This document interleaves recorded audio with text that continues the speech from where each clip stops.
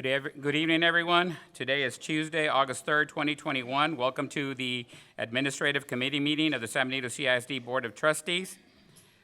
We begin with roll call. I don't even have that. Ramiro Moreno, present. Janie Lopez. Present. Oscar Medrano. Present. Dr. Ariel Cruz. Present. Mr. Rudy Corona.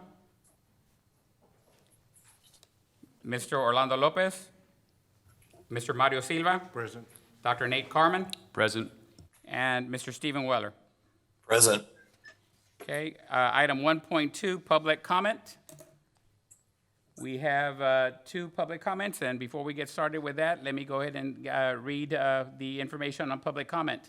Audience participation at a board meeting is limited to the public comment portion of the meeting designated for that purpose. At all other times during a board meeting, the audience shall not enter into discussion or debate on matters being considered by the board unless requested by the presiding officer. At a board meeting, the board shall hear all persons who desire to make comments to the board. The person who wishes to participate in this portion of the meeting shall sign up with the presiding officer or designee before the meeting begins and shall indicate the topic about which they wish to speak. For each topic, a speaker shall be allowed a maximum of 3 minutes to make comments. If more than 10 speakers are signed up to speak on the same topic, all additional speakers on that topic shall be limited to 2 minutes. A person who needs to address the board through a translator shall be given 6 minutes to make his or her presentation. Specific factual information or recitation of existing policy may be furnished in response to inquiries, but the board shall not deliberate or decide regarding any subject. With that said, I'll turn the meeting over to Ms. Lopez, and you can proceed with public comment. Thank you.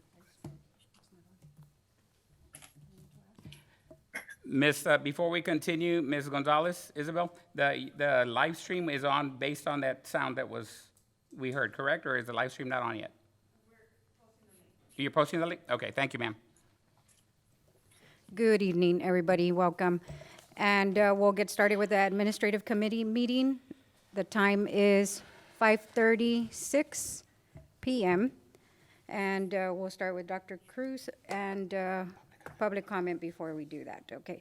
So public comment, we have Juan Antonio Rodriguez. Welcome. Pásale, sir, aquí al micrófono. Y asegúrese que está la luz prendida. Yo creo que tiene una luz mero abajo. No. Ah, está prendido, ok. Bueno. Sí, más que nada presentarme. Bienvenido. Mi nombre es Juan Antonio Rodríguez. Trabajo en el Departamento de Transportación. Traigo 2 puntos principales, ¿verdad? Uno de los puntos, el número 1, es que nos ayude el board y el superintendente a lo que es pavimentar el estacionamiento donde están los autobuses, porque cada vez que llueve andamos ahí entre el lodazal. Ahora que se vino la inundación fuerte, por ejemplo, pues una alternativa lo más rápido de parte de la directora de transportación fue comprar los botes a todos. Ya andamos tras los botes, pero o sea, no es una solución definitiva. Ya tenemos años solicitándole, ¿verdad?, que deben pavimentar completamente donde están los buses para no andar entre el lodazal. Otro punto importante es comentar con respecto a los holidays. Siempre nos lo habían pagado los holidays, que son 2 días en Thanksgiving, 2 días en December 24, 25, el primer día del año, el día primero, y parece que Viernes Santo. Eran 6 días. Nos los pagaban continuamente todos los años, pero cuando llegó Miss Erika Flores, hizo un estudio, no sé, y hubo un cambio de que nos querían pagar en 12 meses en lugar de 10 meses. Nosotros somos trabajadores de 10 meses. Entonces nos querían pagar en 12 meses y lo experimentaron por 1 año, pero salían los cheques muy cortos, sinceramente. O sea, todo el overtime que sacábamos se quedaba guardado para con eso pagarnos en lo que es julio y agosto. Pero realmente vimos que salían muy cortos los cheques, no nos convenía. Hablamos con la directora de transportación, le demostramos de que sí salían muy cortos los cheques, que preferíamos que se regresara a como estaba. Y sí nos regresaron. Al hacerlo, como ya lo tenía, con un salario anual, supuestamente los holidays quedaban incluidos dentro del año, del ciclo escolar. Entonces por eso se nos quitó.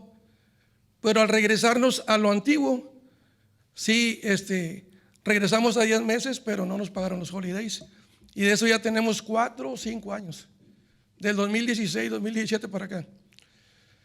Es una inquietud que traemos, siempre lo hemos peleado, o no peleado, sino lo hemos solicitado. Hemos pedido la ayuda de la directora de transportación, de los diferentes que han estado, de Misérica Flores y ahorita Miss Martínez, para que nos ayuden con eso, pero dicen que es necesario hablar con ustedes, con el board. Entonces por eso estoy aquí, en representación de mis compañeros, solicitar que se nos devuelvan los holidays, por favor. Y otro tercer punto o comentario sería de que necesitamos también un lugar donde lavar los boces, o sea, de perdido un localito que está bajo la sombra. Lavamos todos los boces allá en el bordo. Estamos 3, 4 boces amontonados allí, lavando los boces por fuera y ya lo limpiamos acá por dentro. Entonces serían esos 3 puntos. A ver qué respuesta nos pueden dar. ¿Sí? Muchísimas gracias. Muchísimas gracias. Muchas gracias, Mr. Rodriguez.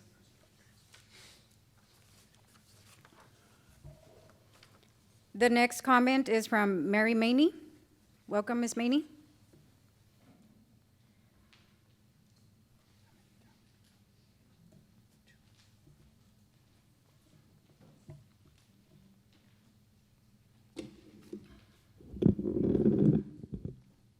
Sorry, I speak loud to start with. Okay, Dr. Carmen, distinguished board members and guests. My name is Mary Maney, and I am a teacher at San Benito High School. I appreciate this opportunity to address the board in a face-to-face environment again.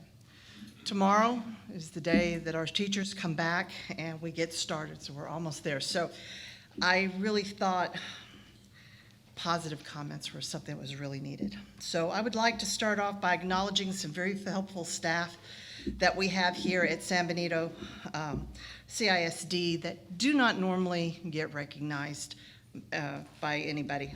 I am the STEMS coordinator at San Benito High School, and I've taken on a couple new tasks for this new school year, and I am going into uncharted territory, so I have had to come and get help. And I would like to start off that I started with Cassandra in Academic Affairs, who was very, very helpful in directing me to a variety of people that could help me with the type of questions I had. I'd also like to thank Lucy Garcia in Human Resources, Janie Barbosa in Purchasing, and Alma in Athletics, who are also really a big help.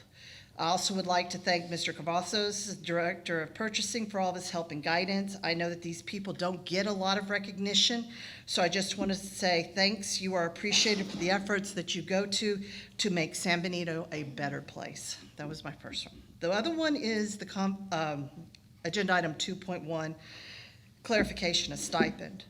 I get a lot of questions from what's happened in the board meetings and clarification on what was said from what they understood.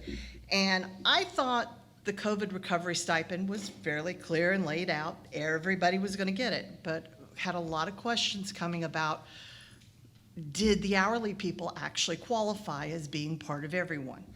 So I was really happy to see that they actually made it a separate line item in the stipend thing so that it makes it even more clear to them and makes them feel a little bit better that they're being acknowledged as not being just everyone. They've got a classification. As usual, I'd like to thank you for your time and consideration of my remarks. And as I said, tomorrow's the first day of school for the teachers. We need to start off on a very positive note and keep the year that way. Thank you. Thank you. Thank you, Ms. Maney.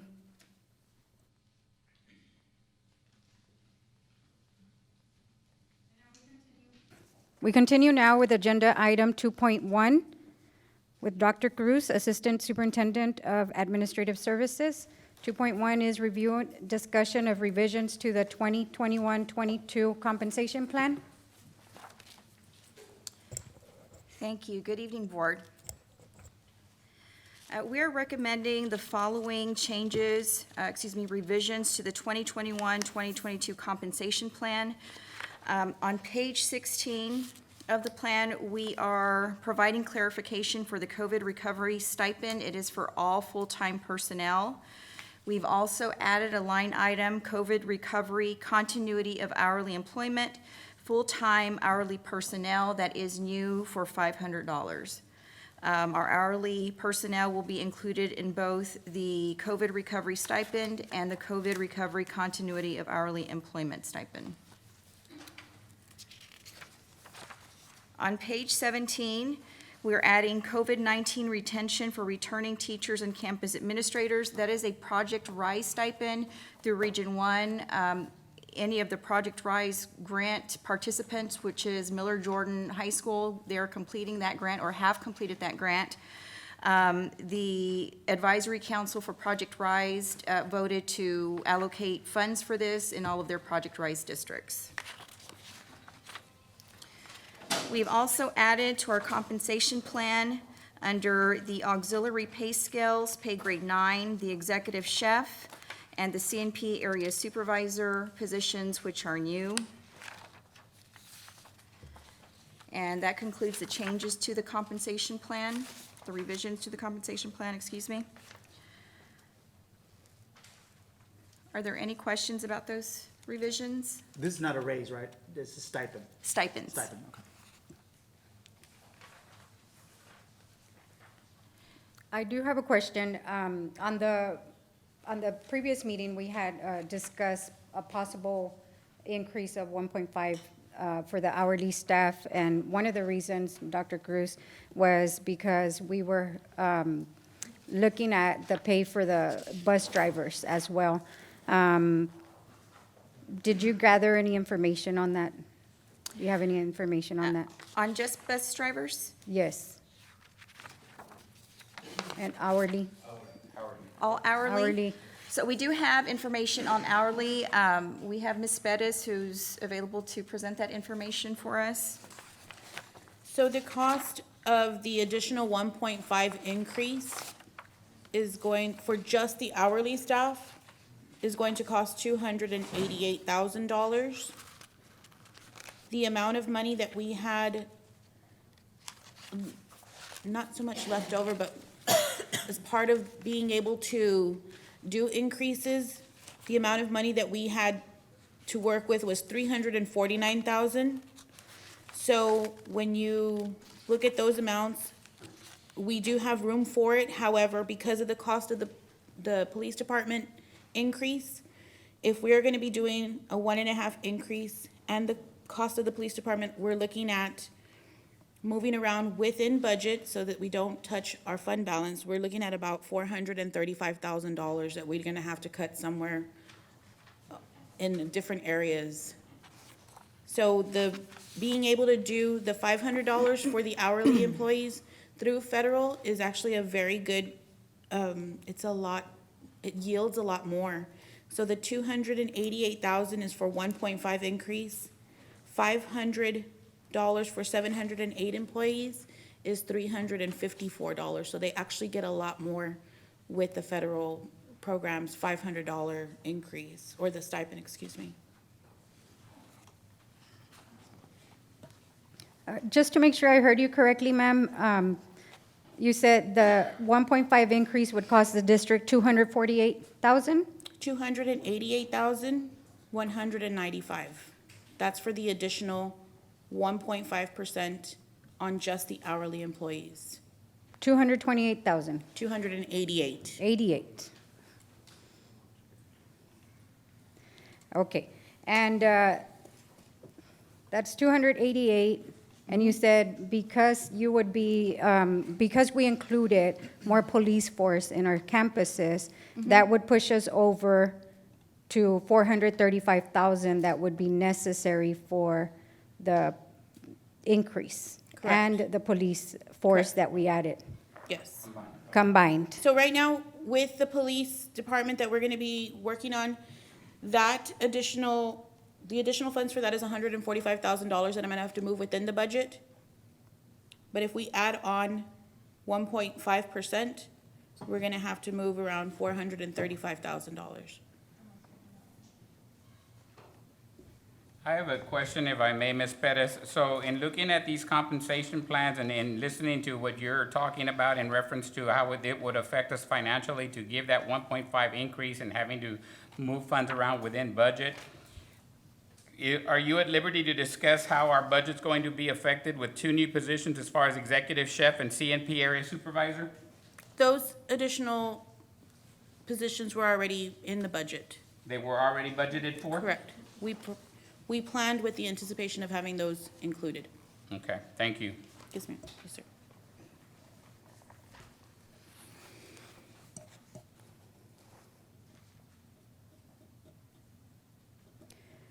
You mentioned 145 was going to be increased for the police department. However, my understanding was that it would be 187. And the question that is arising from this is,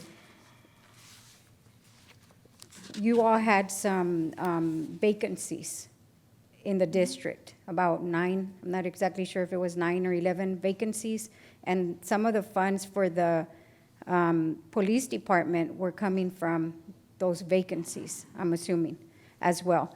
So is that why it's only 145? That's correct. So the PD salaries alone was $442,000. The vacancies that we have were 288,000, so that leaves about $150,000 that we, just in salaries alone. Okay. So at this point, you're saying that the best option for the school district would be to give a $500 stipend so that we don't have to cut in other areas, Correct. and we won't be at a loss, right? We would be in a much better position to compensate the employees at a higher rate and it not affect the local budget. Okay. And at what percentage of our total fund would we be at? Would it still be at about 15%, the fund balance? Oh, yeah, that, if we are using ESSER 3 funds, it's not even going to affect fund balance at all, because that's just federal funds. Okay. Those $500 are included in this package? Correct. Right, okay. Yes. And it's only a one-time deal, This would be for this year and the next 2 years? the next 2 years? Yes, and it's already part of the grant application, so it's not something that we have to go back and amend the grant application or anything. It's actually in the verbiage and everything, so it's ready to go as is. For the year 21, 22? Correct.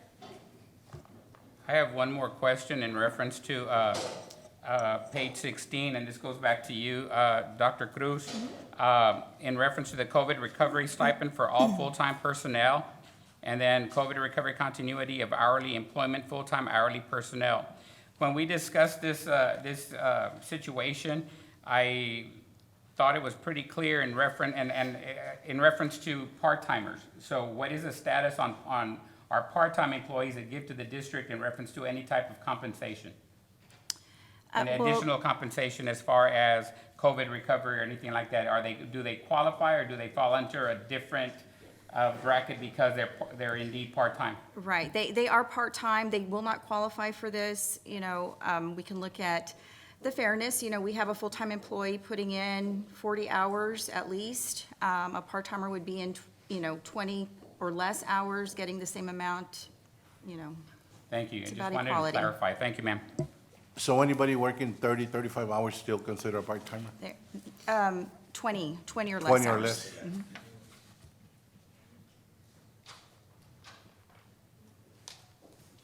And that is an agenda item, ma'am. Okay, all right. So I personally would prefer a 1.5 additional raise for our staff, but I understand that we have to make important decisions and make sure that the district is within budget. And so I do appreciate that you all looked into this and that you are, saying that this additional stipend for all staff, salary and hourly, everybody's going to get that $500 stipend for the next 2 years. That's what I understood. Am I correct? 3 years. 3 years, 3 years. okay. so the next 3 years, and as well, the continuity, $500 will also be for 3 years. Is that correct? Yes, ma'am. Thank you. Thank you all very much. So this becomes an agenda item to be voted on at the next regular board meeting. Thank you.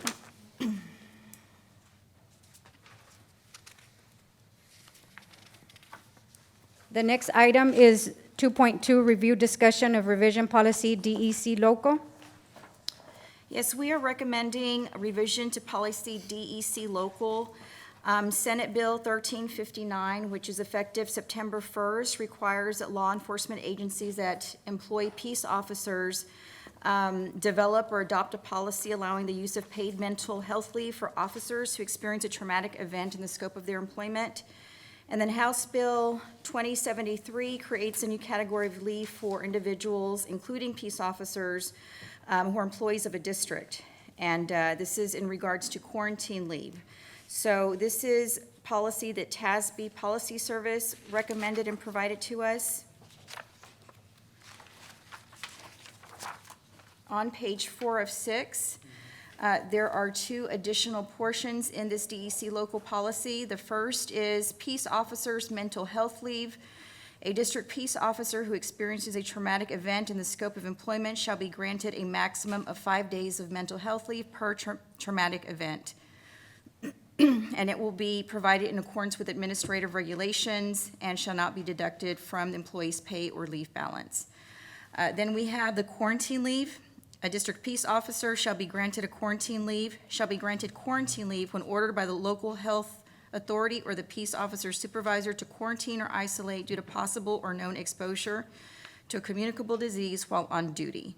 And this shall not be deducted from the employee's pay or leave balance. So these are this is a revision to DEC local, and it's an agenda item. You mentioned communicable disease, is that COVID? Yes, that is considered a communicable disease. Any questions or concerns? Any more questions or concerns? No? Okay, and I just want to thank also our PD department as well as security guard and our police officers for the wonderful job that they do on a daily basis, so thank you. That becomes an agenda item for the next meeting, and now we go on to 2.3, review, discussion, and revision to policy CH local. Administration is recommending revision of policy CH local to exclude the child nutrition department from the $25,000 threshold requirement. There are 2 versions available for the board. The first states the superintendent shall not be required to obtain board approval for the budgeted purchase, regardless of cost, of produce, perishable foods, and disposable items such as paper goods for the child nutrition program.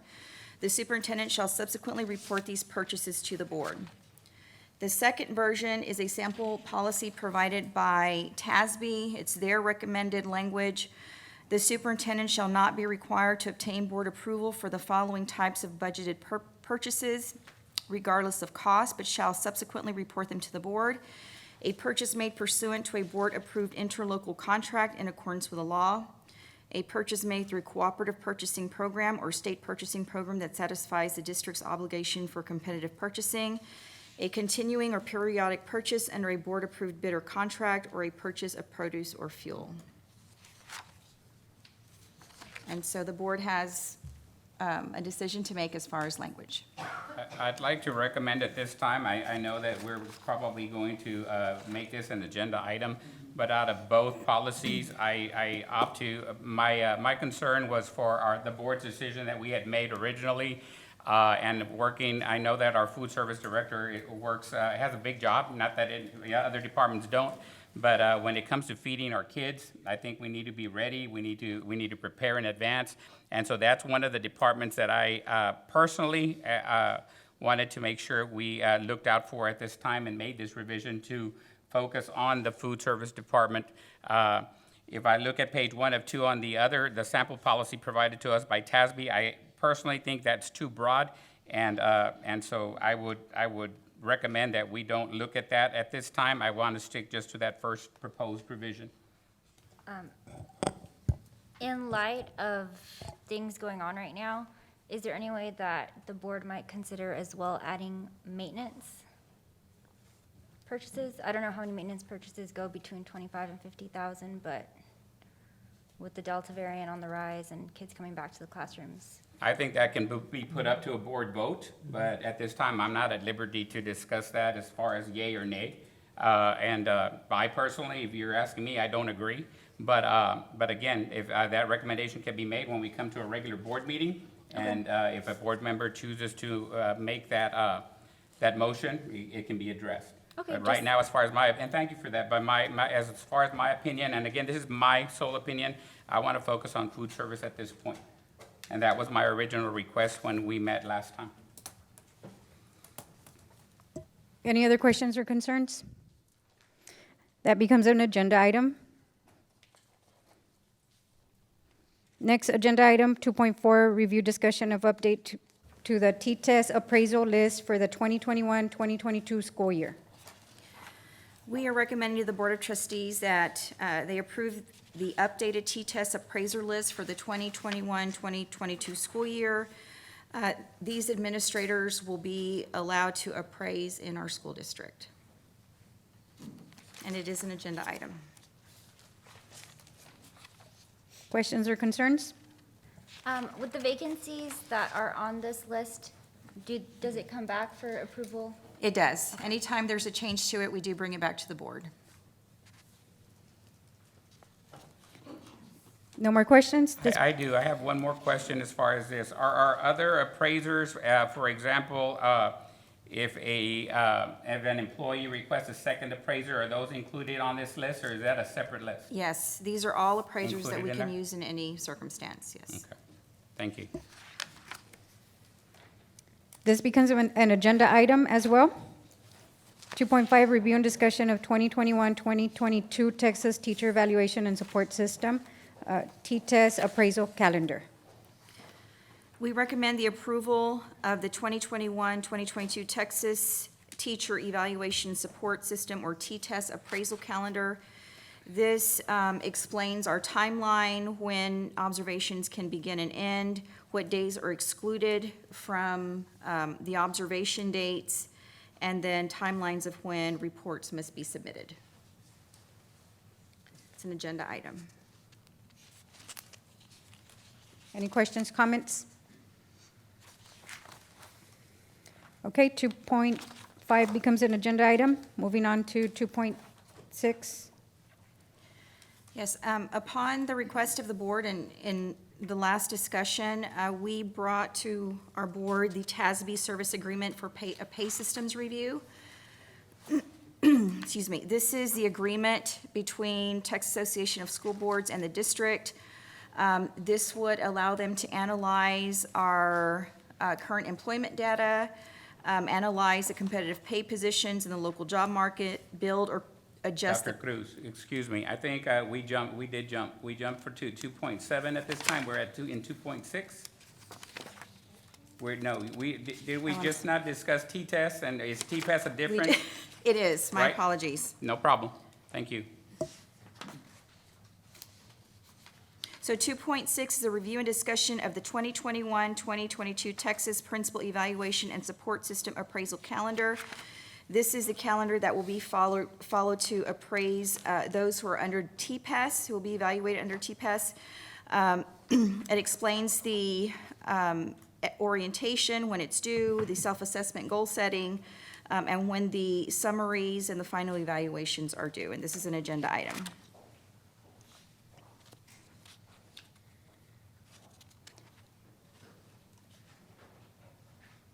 Any questions or concerns?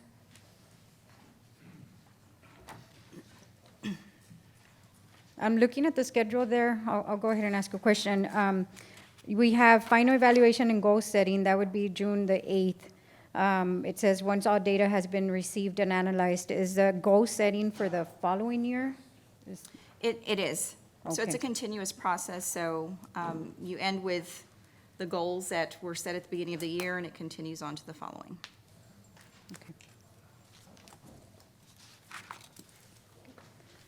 Okay, so this becomes an agenda item as well. 2.7, review discussion of TASB service agreement for pay systems review. Okay, we recommend the approval of the TASB service agreement for the pay systems review. This is the agreement between Texas Association of School Boards and the district to analyze the current employment data, to build or adjust the pay structures in alignment with the market rates, to implement models with cost estimates for pay adjustments, to make recommendations to the district leaders, to document and present a final report of findings and recommendations, and then provide final employee data with a board-adopted general pay increase. The cost is $15,400 for their review. This will most likely take place in the spring. We have already scheduled with them, and they are fitting us into their calendar.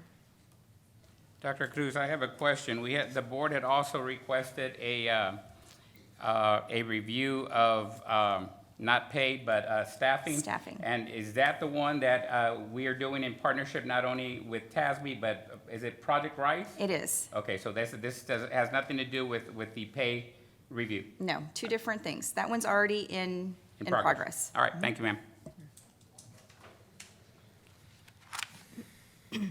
No more questions? Okay, this becomes an agenda item as well. Any other committee concerns, questions? Since there's no further business, the meeting is adjourned at 6:05.